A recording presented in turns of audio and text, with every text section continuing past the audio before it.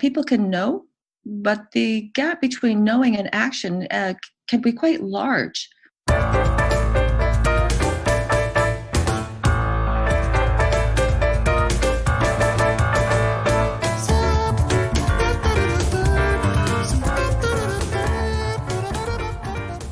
Hello and welcome to a new episode of the Days of Change podcast.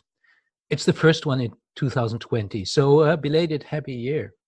What are your professional plans for 2020?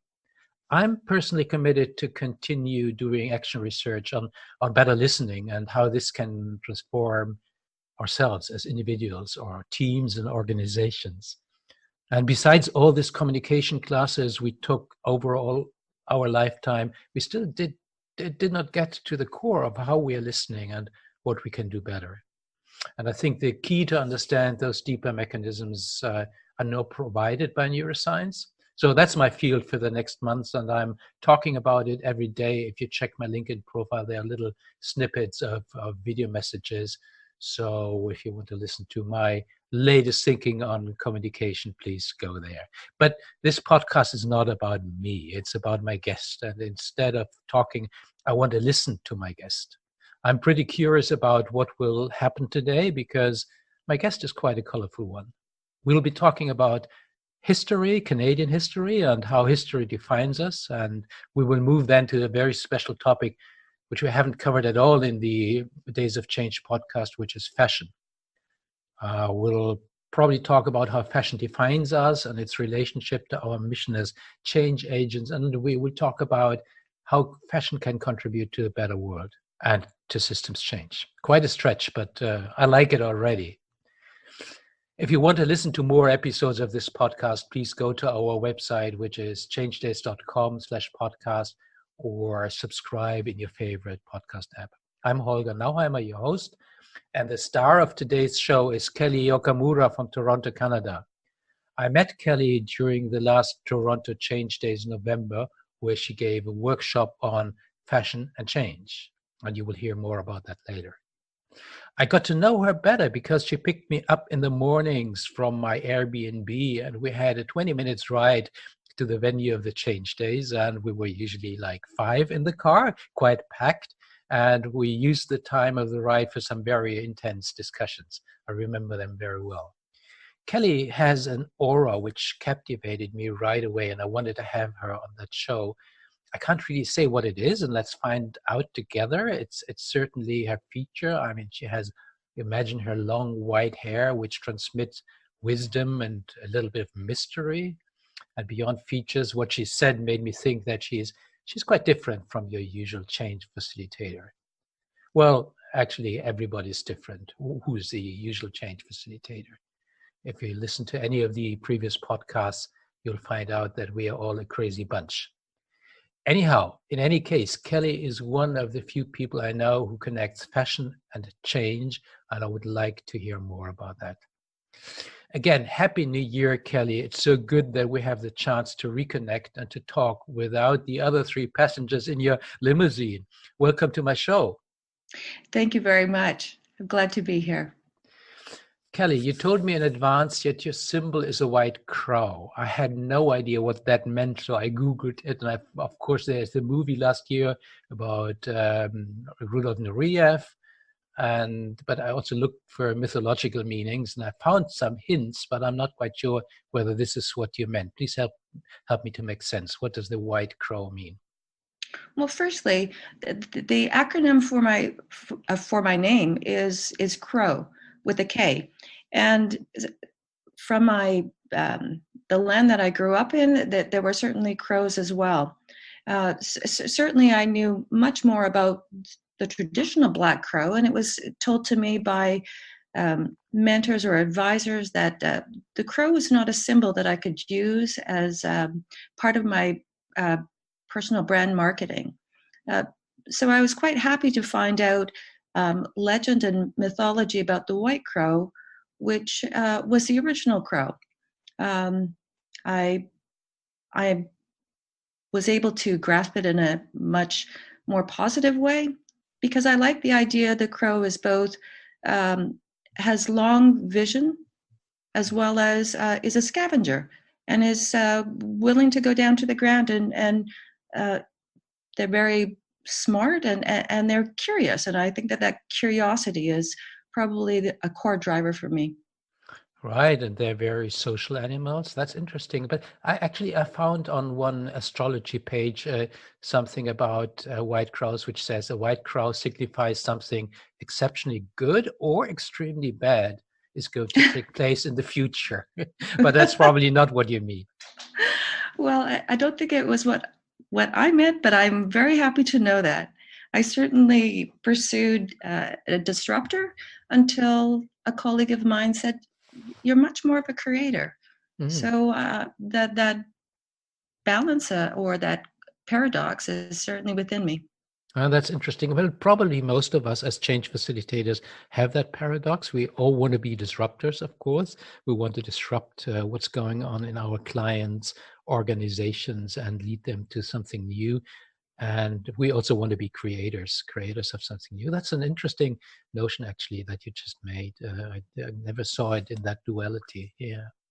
Let's go back a little bit. You were born in southern Alberta. For those of my listeners who have no idea of the Canadian geography, this is the second most western province of Canada, just east of British Columbia. Did you grow up in Calgary, which is the only place I know in Alberta, or in another place? I grew up in Lethbridge, and Lethbridge is about 2 hours south of Calgary. It's close to the Montana border with the American border, and within sight of the Rocky Mountains. You said in some preparation which you sent me is that the land and landsman informed your story. What do you mean by that? Well, I think that continuing on that paradox, I am, I guess, fully a Japanese from heritage, but a lot of my characteristics or personality come from being an Albertan that came from southern Alberta. It is a fairly conservative province. On the other hand, it is a very independent province. It is both agricultural as well as what most people know Alberta as an oil state. So I think that a lot of that Canadiana is quite present in me. If I can tell a quick story, a new friend of mine, my neighbor, we were at a bar across the street, and we were playing pool, and he was a little bit perplexed because the last Japanese that I guess women that he had played with certainly did not play to win, but I was certainly capable of my game and willing to win that game of pool. Yeah. So I don't know if that gives you that personality in terms of the contradiction. Oh yeah. Next time we're going to play pool together, but I'm not a very good pool player, but I'll try. But I also like to win. It's interesting you mentioned your Japanese heritage, and you told me that you have never been to Japan. You are the fourth generation Japanese, and I mean, you still have some Japanese features or Asian features, let's say. It's quite interesting because, I mean, here in Germany or in Europe, we're dealing with heritage all the time. So why would somebody in the fourth generation still mention that they are Japanese if you were Canadian in the fourth generation? Well, I think it is a visible minority. There is there's always that presence to explain oneself. I've certainly had a long history of people saying that my English is very good. Oh, yeah. It would be the only language that I would know fluently.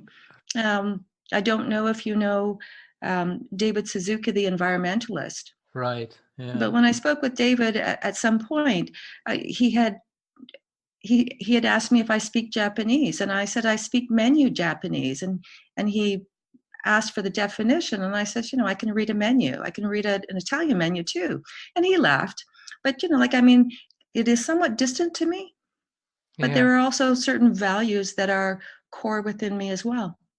Oh, that's interesting what you're saying, because we have, of course, the same story here in Europe, particularly in Germany, with for example, Turkish immigrants in the third or fourth generation, and of course they have the same experience that you have, that they are asked, "Oh, you speak so well German," or people of other colors. And that's interesting because I always imagined Canada is such a multicultural country, at least in the last generation, that things like that wouldn't happen anymore. But obviously, they still happen. Since you have met me, I think that people are quite curious in terms of who is she. They can't quite box me into a defining role. So in the summertime, when my hair is tied back and who knows ponytails, I'm. It's very easy for people to want to believe that I'm First Nations. Right. Yeah. I had the same idea when I saw you. Exactly. All right. Yeah. There's this other part, and let's briefly talk about it, which obviously left some mark on you, which is the history of Japanese in Canada. And I made some research on it. Obviously, I knew about the history of Japanese in the United States and what happened after them. What happened with them after the attack on Pearl Harbor, the internment, and things like that. I didn't know that the same happened in Canada. That also Japanese in Canada were interned and they were taken from the land and brought to other parts of Canada. That's probably how your family landed not in British Columbia, but in Alberta. So this whole history and the injustice which was done, apologies by prime ministers only in the 80s and things like that. What impact did that leave on you? Well, I think that the Canadian experience is quite is somewhat different from the American, in that all of the Canadians of Japanese heritage, their properties and lands were taken, and although the federal government promised that it would be kept safely, it wasn't. It was actually taken from them. So um, my forebearers, who had come at the turn of the last century, all that they had worked for up until that time, they were starting from scratch again. And certainly the movement of my family into Alberta, they had to move east of the Rockies or go back to Japan. So when they landed in, I guess, working for farmers in Alberta who needed workers, they were taken off the train and into a chicken coop to live. So it was quite a different experience for them. There was a lot of hardship and bitterness to um, to regroup, and that is part of my heritage. I think that a lot of um, my forebearers, the different generations experienced quite different things. It's only in my generation where we're able to not only speak up, but be much more active in terms of um, righting wrongs. Thanks for sharing that. I wasn't really aware of this full history, and obviously the fate of the American Japanese is much better known than your story. Interesting. So you grew up in Alberta, and the next thing I know about you is you studied fashion and visual design, didn't you? Yes, I came to Toronto from Alberta to study at Ryerson. Yes. All right. And that was, I guess, in the 80s or so. What did you do after you finished your studies? Well, I was really fortunate because when I finished my studies, I landed working with our top Canadian designers, and that was quite an experience for me as a young person in terms of being opened directly into the highest levels of design talent. And it was a very exciting time. It was when the government was, let's say, leveraging fashion, because it was, it was exciting, and it was useful. All right. So what did you originally do? So you worked directly as a designer, because I know that later on you became more like a fashion writer, a trend forecaster, and things like that. But probably there was a time before when you worked as a designer, right? No, I've never worked as a designer. I'm a terrible sewer. And early on in my fashion schooling, I had to uh, deal with that that there were far more talented designers. I certainly knew what I liked. And I came through a visual communication area. I was working in marketing when I first entered the industry. And that marketing piece was the segue into working with the designer organization and with our top designers. All right. So what did you do in that time, and how did you develop to become a consultant? Obviously, later on, you did business process consulting and things like that. Tell us a little bit about that time. Well, at various times, working with the association, the designer association, I had I was able to work with all the different aspects of the industry, whether that was with the government in terms of funding or with unions in terms of worker issues. I was working with designers across Canada. And then you became interested in forecasting, didn't you? And in writing and editing. Yes, I was working as a journalist prior to that. But when Beclair Paris came, they were looking for an agent in the Canadian market. Mhm. So I was quite happy to go to Paris and find out what they do, and opening up that uh, time period, a very long time period that I worked with various international trend forecasters.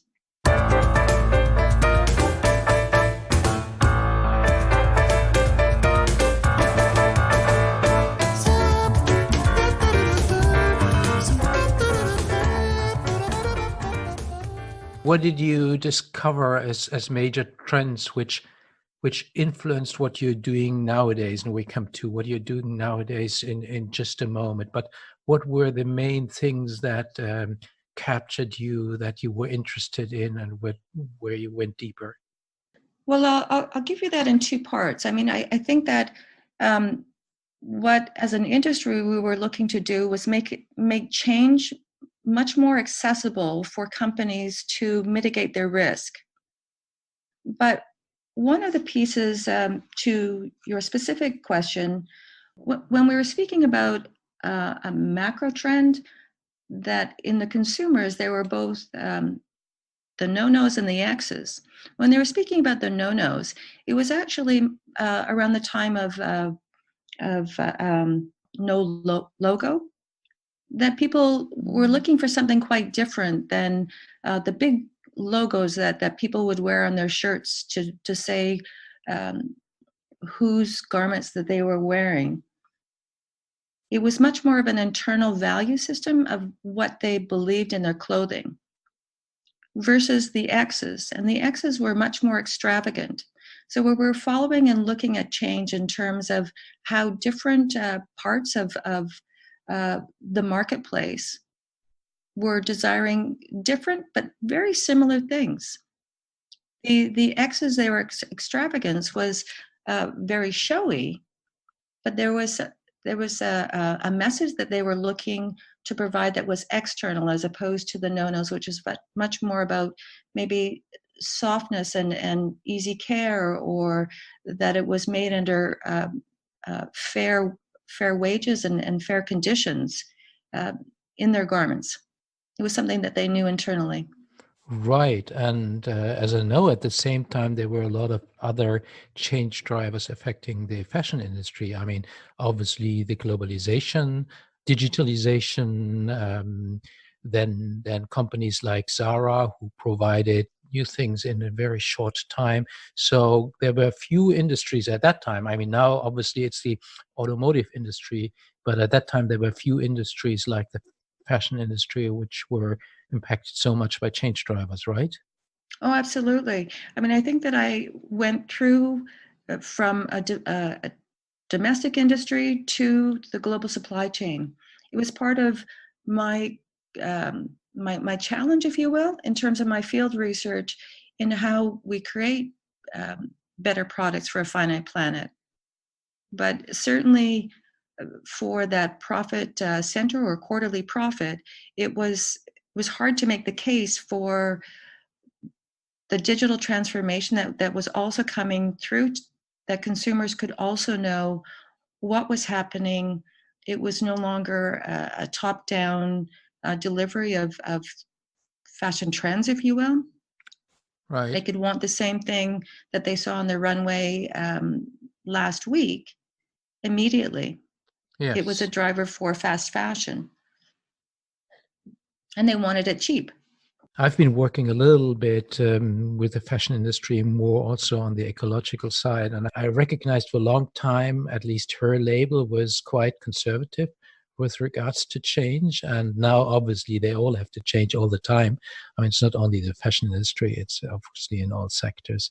So how do you work with them? What are your messages? What are your methods? How do you help them to change? Well, when I was working in forecasting, and I was meeting with them on a seasonal basis in terms of their new lines that they were producing. I was providing them color information on color and silhouettes and um, patterns and textures. But increasingly, I think that my personal message to them was that to stop making crap, and I think that I can look back and see how naive that was. Uh, Ultimately, it is still part of the message. I guess what I had to realize was that they did have the options. I didn't actually think as a forecaster that there was that option. We were going through a very disruptive change in terms of the way business as usual was not going to happen going forward. Hmm. Yeah, and I read your slogan, "Stop making crap," and I found that quite interesting. Actually, quite funny. Today, I read a blog post which said actually the opposite, but it didn't talk in particularly about the fashion industry, but about creative industry in general. And they said make a lot of crap, because if you make a lot of crap, you get new creative ideas. But obviously, you meant your slogan in a different way. So, what did you mean by "stop making crap"? Well, I think that in the way that, especially when people were working overseas and they were making uh, products in an environment where it was much more focused on profit centers, and the profit centers were in part disregarding non-financial, out of the normal uh, balance sheet, if you will, in terms of environmental and social costs. Once they had left their Hmm. factories, domestic factories here in Canada, and they were working with producers overseas, that they no longer felt the responsibility in terms of the conditions that workers were possibly working in, or part of the reason why they went offshore was because of environmental laws here in Canada that dismissed the toxicity of say like dyes, and so those dyes that Hmm. could go into the river and food systems overseas were all of a sudden not their problem. And I don't think that this was particular to Canada. I think this was globally what was happening. Sure. And it's not only the fashion industry. I mean, it's all kinds of industries, of course. And has been a trend for the last 10, 20 years. But now, of course, in the last 1, 2, 3 years, nobody can escape from it. So if we abstract a little bit from the fashion industry and talk about change in general, change towards the better, change towards saving the world, change towards a more responsible production. What are the means of a change agent to help the industry to understand that change is necessary, and how to change?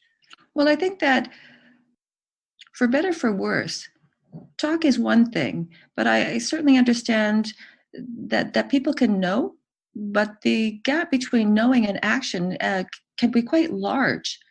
So I think that in a number of choices that I've made, I've been looking for things that are actionable and perhaps be an example, even in a small way, of change that happens. I certainly know that when I'm speaking one on one with a person, I can create change. And you can see that change happen in the blink of an eye. If you provide information uh, to anyone in a conversation that gives them new insight or a new way of looking at something that they hadn't thought of before, they are, I used to say to clients that once you know, you can't unknow.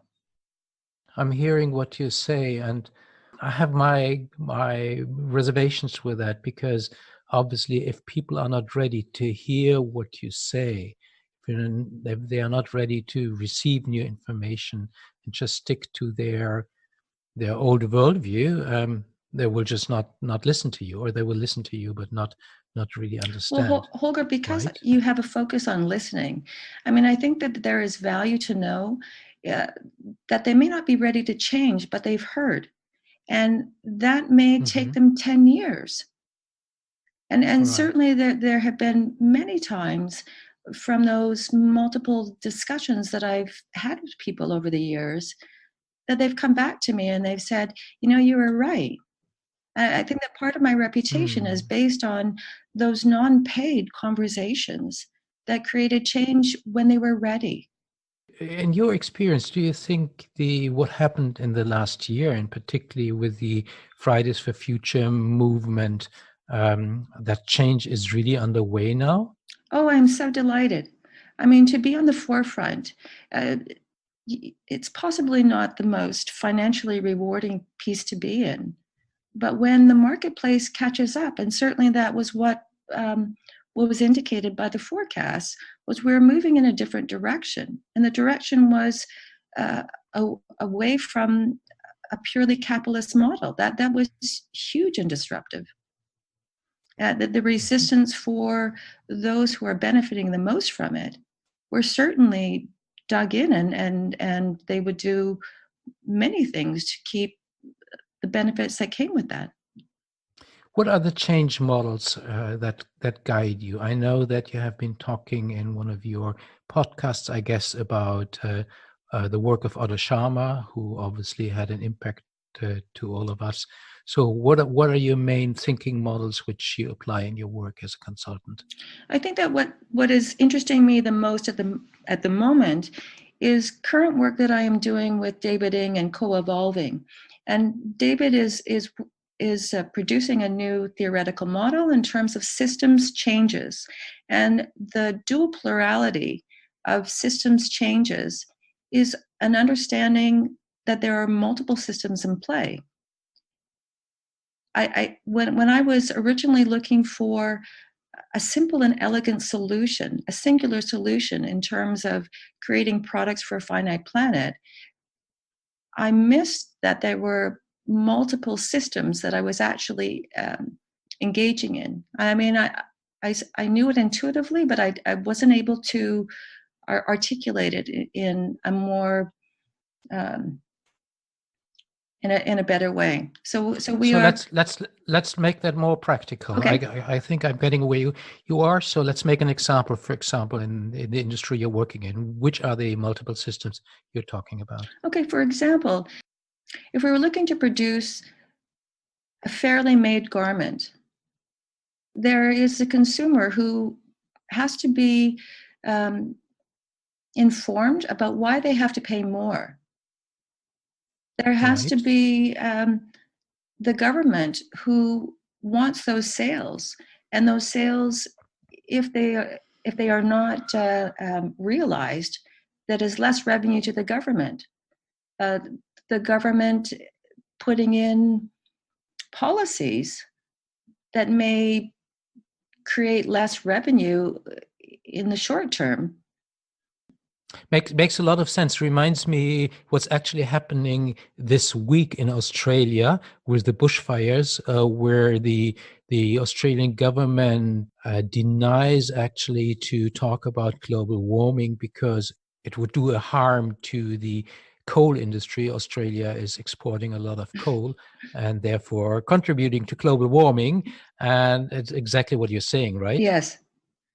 Yes, the complexity. I mean, I think that we get to a point of complexity that there isn't a finite answer. I think that people are, especially in business, are looking for that answer. Yeah, but Much more of an that's industrial age mentality in terms of getting it right for efficiency, and then they don't have to think about it anymore. Kelly. So what you're saying makes a lot of sense to me. And on the other side, it's kind of terrible because I mean, we as consultant, we are all working in different tiny fields. One might work with the government, another one might work with this sector of industry, another one with another sector, another one works with civil society and things like that. So we are all covering just a tiny little field, and the change which is required is so big. So what does system dynamics and the people you just quoted say about how can we work with these multiple systems to get some real improvements? Well, I think that if we look at, I guess, the father of cybernetics, Stafford Beer, uh, his Bible systems method, he explains cybernetics as it's like a steersman of a boat. The steersman of a boat, he has skills and but the environment or the waves that are coming towards him are things that he needs to deal with all of the skills and the knowledge that he has. That tomorrow's weather doesn't matter at the moment, and what he can also see in the horizon is something that he needs to keep his focus on. So I don't know if that gives you a better explanation in terms of the environment around you is not within our control, but it is something that we can be aware of and look for both the risk as well as the opportunities. Which, and I try to translate that into the world we are working in, which probably means that we need to increase people's capacity to scan the environment, to understand not only their tiny field, but to understand what's happening around them in related fields, right? Oh, absolutely. I mean, I think that some of the most rewarding meetings that I've had with when I was working with retailers and manufacturers was the forecasting meetings where it wasn't just the design team that was in there, but also some of the chemists or people that had information to add to the conversation about, yes, we can do this because we did it last week. We thought that it was garbage or we thought that it wasn't wanted, but it was something that was innovative and going forward in terms of a desire from the marketplace itself, whether the marketplace knew it or not. So we need to increase the capacity of the entire system to scan the environment, but also of individuals, right? Absolutely.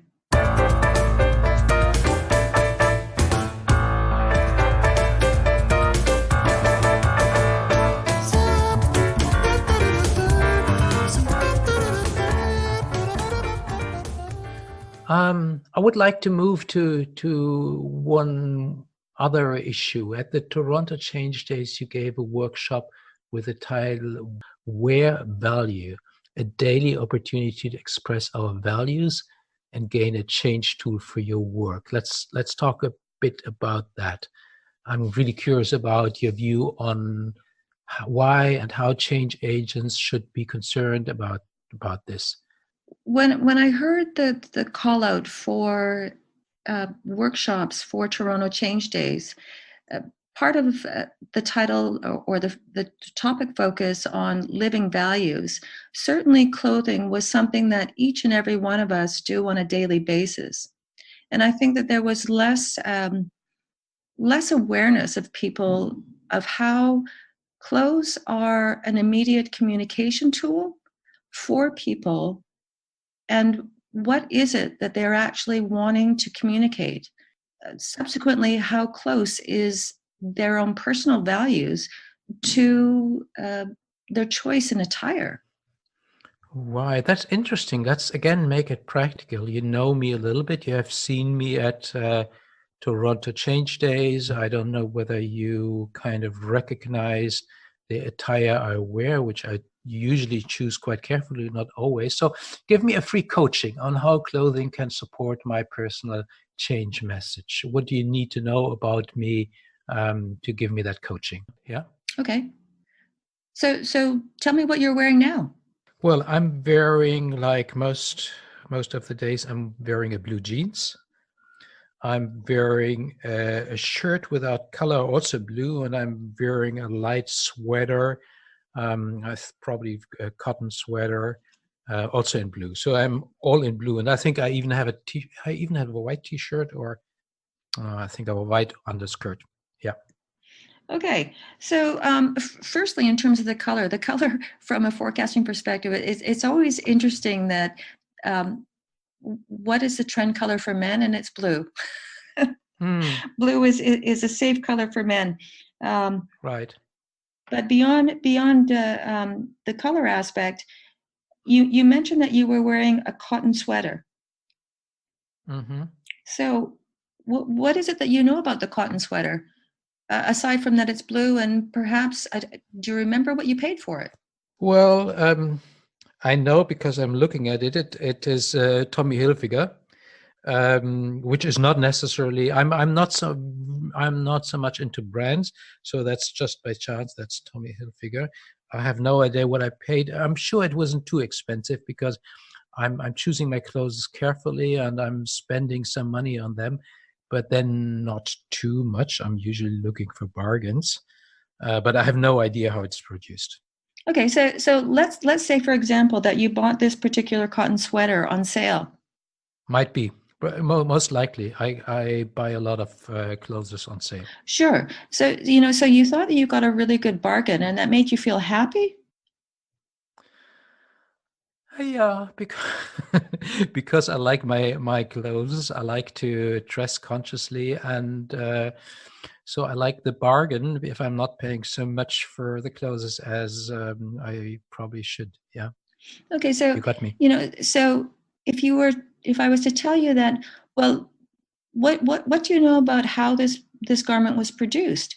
And cotton in particular is grown under a lot of chemicals.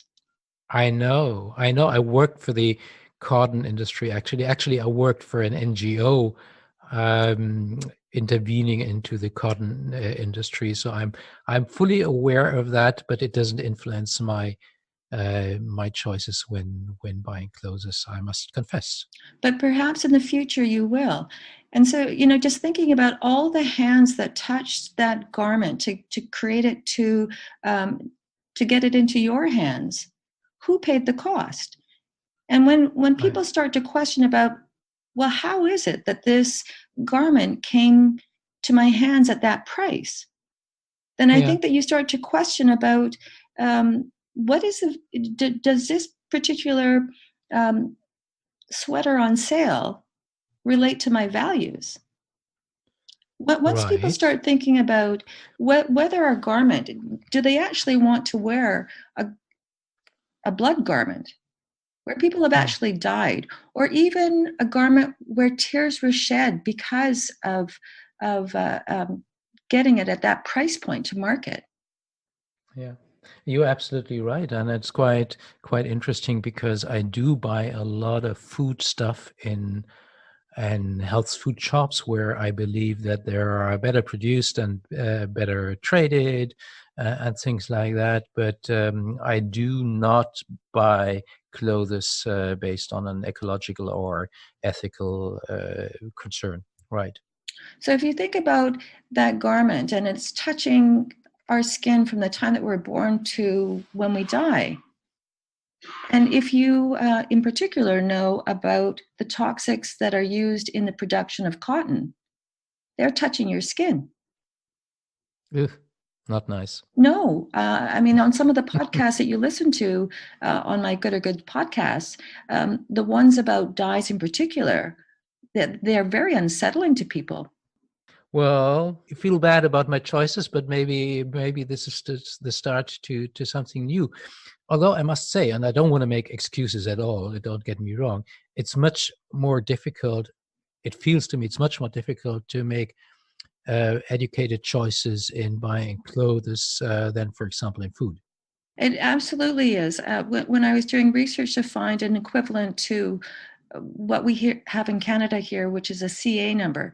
It is mandatory on all garments or all textile products. America has the same, but the EU has been in debate for quite some time, and they do not have an equivalent. But what it's providing information for consumers to make more informed choices. I certainly understand that it is not ideal, and since we've gone into global supply chain, less so as well.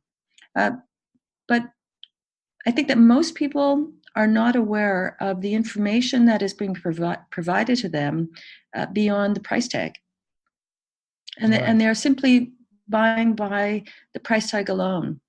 I heard a sweatshop worker at a presentation, and she spoke about how she had actually managed to create a very effective charity. And then her first trip